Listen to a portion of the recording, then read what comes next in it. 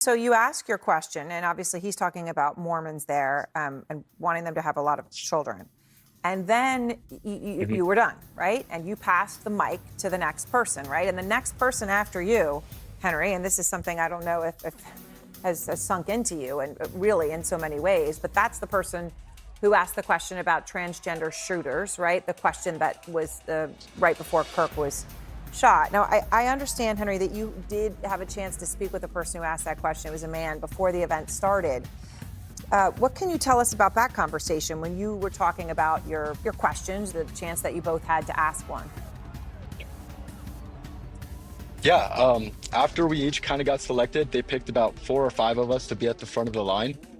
We each kind of had about 5 to 6 minutes where we just kind of discussed, like, hey, like, what are we going to talk about? What are your questions and what are your questions? You know, there was a lady that was going to talk about some abortion issues, which was understandable. Charlie talks about them all the time. Other was some racial issues, and his was transgenderism and, you know, the why people feel like they are something that they aren't. And I never got anything out of that or even heard anything where he was going to refer to anything about shooting. I think I don't know if it was purposeful or not, or what the whole thing was, but it was shocking to me just looking back after the events, the sequencing of everything. And I think it kind of just leaves me guessing a little bit. Right, because you're saying you knew it was a question about transgenderism, but it sounds like from your conversation with him, could you tell that he disagreed with Charlie on that issue, or could you not even tell that? Yes, ma'am. As a matter of fact, I think which was kind of ironic, the first person asking the question, I actually really didn't disagree with Charlie on a lot of things in regards to politics. I agreed. I had to find the religious aspect so I could find something to disagree with him on. But the 3 people behind me all had things that they disagreed with Charlie on.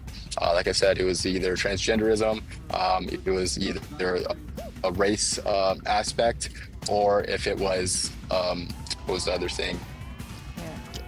Something, I forget. I'm sorry. That's all right. No, that's all right. That's all right. The student who stood face to face with Charlie Kirk just moments before the fatal shooting has finally broken his silence, and what he said is setting the internet on fire. His shocking account flips everything we thought we knew about the timeline and the suspect's intent. No one expected this twist from the person who handed off the mic seconds before chaos erupted. If this part of the story gets buried, so does the truth. Subscribe now, because what's coming next will leave you speechless. I actually, just as you and I are speaking, we got a new video from the guy after you, right? The one who asked the question about transgender shootings that you're explaining had told you he was going to ask about transgenderism, but did not mention shooting at all. That person just shared a video statement with us. Just got it. I haven't heard it myself. Let me play it. You and I can hear it together, Henry. And people have obviously pointed to the irony that the point that I was trying to make is how peaceful the left was right before he got shot. And that only makes sense if we stay peaceful. And as much as I disagree with Charlie Kirk, I'm on the record for how much I disagree with Charlie Kirk, but like, man, dude, he is still a human being. Have we forgotten that? Are we crazy? Like, obviously, he's emotional and upset there as well, Henry. What's your reaction hearing that? Of course, that's the young man who asked the question right after you. Yeah, yes, ma'am. Yeah, I think I kind of feel for him a little bit, because I can definitely understand that how some people might be giving him some backlash just because the sequence of how he articulated his question and then what came immediately after. And I've had even thoughts of scenarios of like, oh, maybe this is something that's was involved in sequence and stuff, but I also never left out the fact that, hey, it could have just been a coincidence.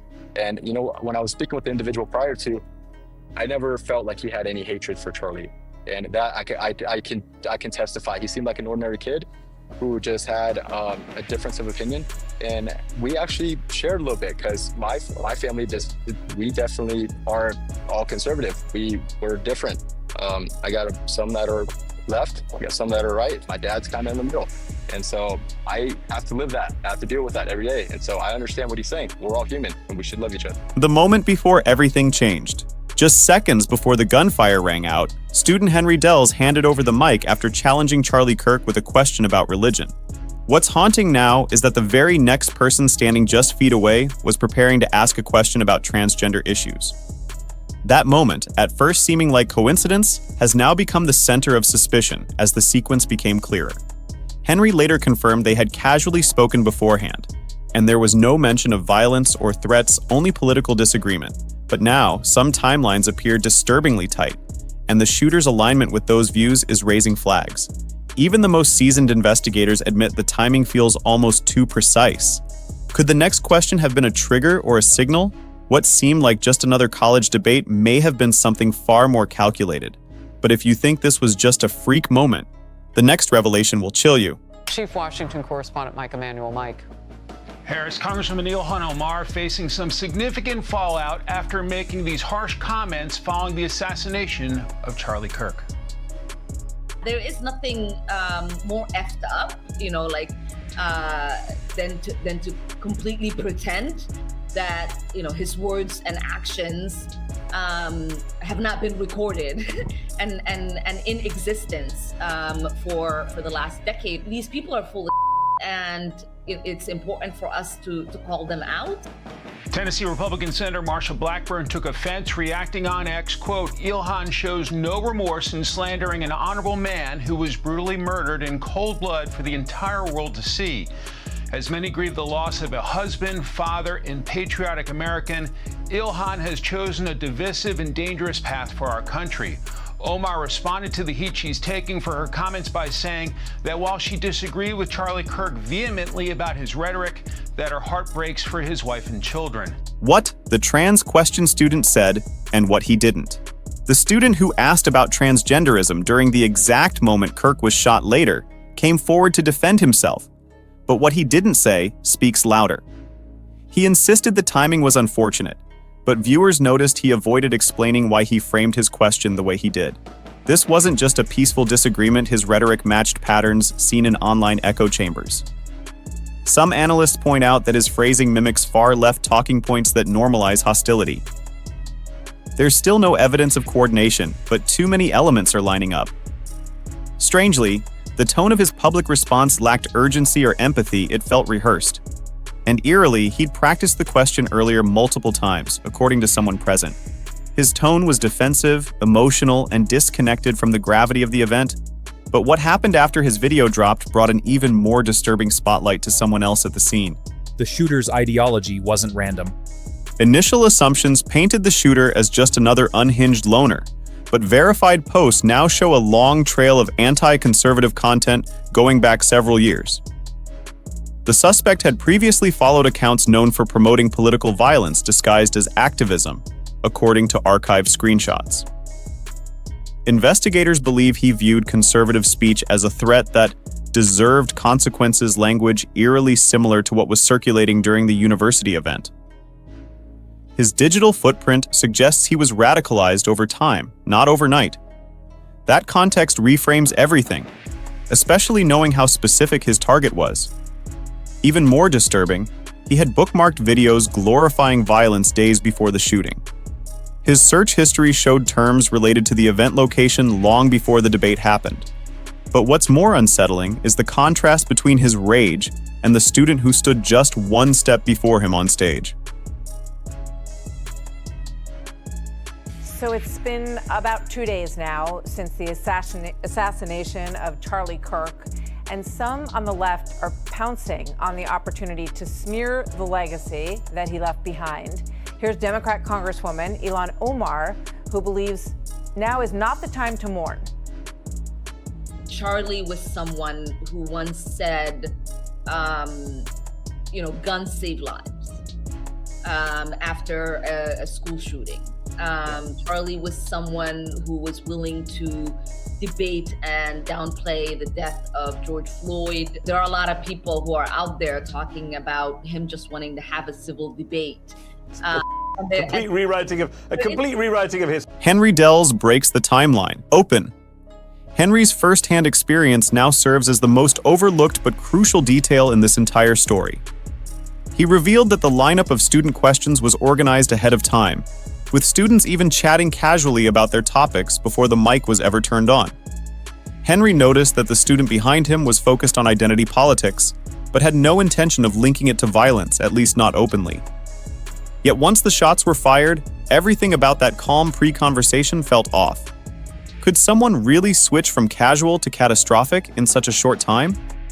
Even Henry admitted to having a gut feeling afterward that something didn't add up. One detail he noted: the student behind him was shaking before the event even began. Henry's recount adds pressure to what was originally dismissed as coincidence. And if you think that's intense, wait until you hear who's being blamed next. The sudden political blame game. In the aftermath, public reactions turned hostile fast. But what shocked observers most was how some figures tried to blame Charlie Kirk himself. Political voices on the far left wasted no time framing Kirk's own words as justification for the attack, ignoring the entire principle of nonviolent debate. It's a dangerous precedent saying someone's opinion makes them responsible for their own murder. What started as mourning quickly spiraled into accusations and culture war fuel. And yet, among the noise, very few have acknowledged how far the environment had already been poisoned. The most aggressive posts blaming Kirk appeared within minutes of his death. Pre-drafted, some believe. Screenshots show coordinated hashtags ready before the incident even hit major outlets. This isn't just a question of blame, it's a warning. And as one former insider reveals, the influence runs deeper than we thought. Well, let's bring in Dave Rubin. Great to have you in New York, Dave, host of the Rubin Report and very close friend of Charlie Kirk's, and we sympathize with your deep loss of your friend. Well, it's everybody. It's everybody in this building. It's the look that you gave me when we walked in. When I walked in here, it's like this should not be happening, and yet here we are. And then there's all the political and cultural war part of it that we just saw. That's completely secondary to a good man who is not with us anymore. I mean, there are some people who are, I think, trying to make an effort to do the right thing. I think Bernie Sanders put out a statement that was positive. But, you know, Ilhan Omar, what would you say to her about the things that she's saying? Well, first, I would say broadly about Charlie, when it comes to people like Ilhan, there was no one, not a single person in America at a high-profile level who was doing a better job of reaching across the aisle than him. That is what his ethos was, his entire career and everything he was doing at the colleges. And years ago, I did, dozens of those events with him, and we'd get protests, and they'd pull fire alarms, and they'd throw things at us, and bomb threats, and all those things. And we would always say, if you disagree with us, come up first. That was from Charlie, and I do that now in all of my shows. I fully credit Charlie for that.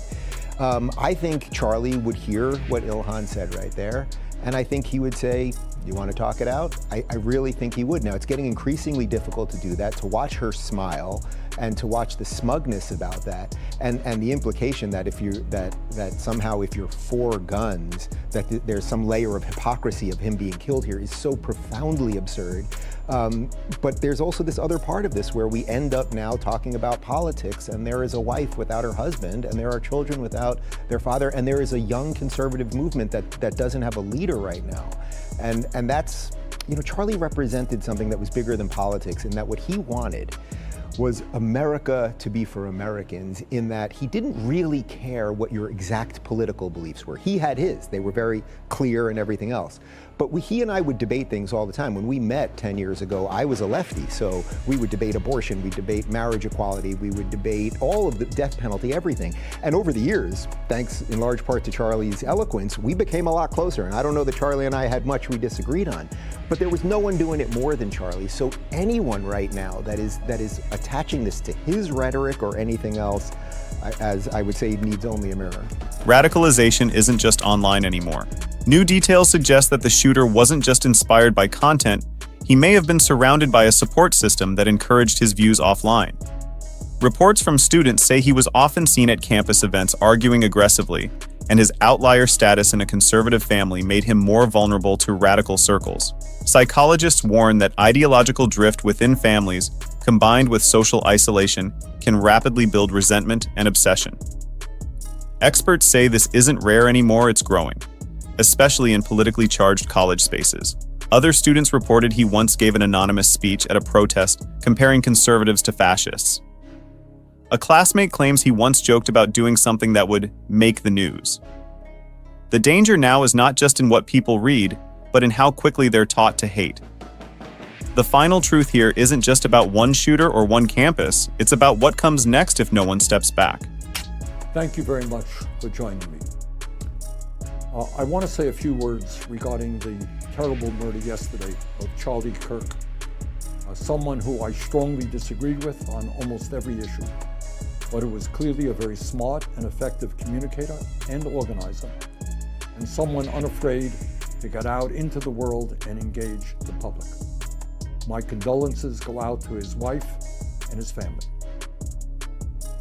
A free and democratic society, which is what America is supposed to be about, depends upon the basic premise that people can speak out, organize, and take part in public life without fear, without worrying that they might be killed, injured, or humiliated for expressing their political views. In fact, that is the essence of what freedom is about and what democracy is about. You have a point of view, that's great. I have a point of view that is different than yours, that's great. Let's argue it out. We make our case to the American people at the local, state, and federal levels, and we hold free elections in which the people decide what they want. That's called freedom and democracy. And I want as many people as possible to participate in that process without fear. Freedom and democracy is not about political violence. It is not about assassinating public officials. It is not about trying to intimidate people who speak out on an issue. Political violence, in fact, is political cowardice. This wasn't just the loss of one man.